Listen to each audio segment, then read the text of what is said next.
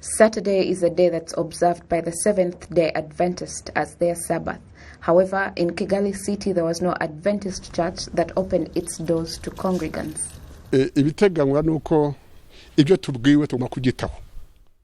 The expectation is that we have to fulfill all that we are required to do, and those who come to visit will be satisfied or tell us where we can do better. Instead of us doing it on our own, right now we are taking it slow because it's something we've had takes time for it to be perfected.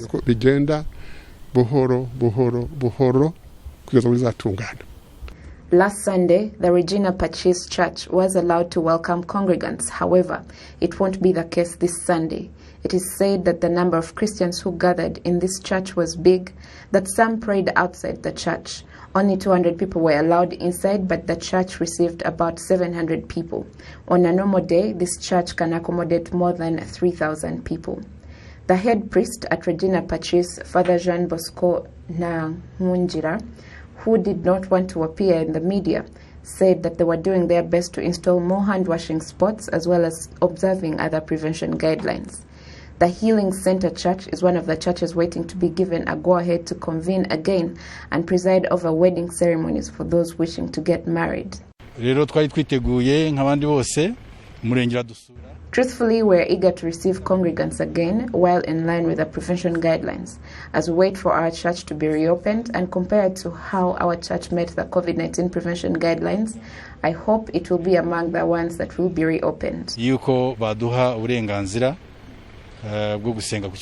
Some churches that had not been granted the right to operate last Sunday and have now fulfilled the requirements and will be eligible to work this Sunday. Dr. Masengo Fidel of the Foursquare Gospel Church says that the obstacles that those that opened first had have been lessons for those that hadn't opened yet. With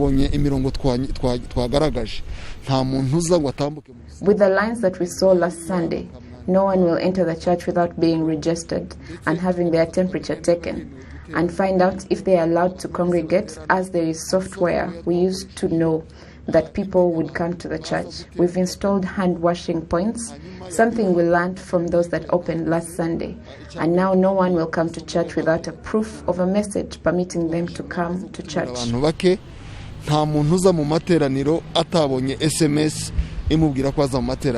Some religious and church members say they were surprised to learn that the new instructions, including that they should maintain a 3-meter distance between one person and the other in the church, while they were familiar with the 1-meter distance. However, there are some that are supporting this decision as it would reduce concerns about the spread of the pandemic.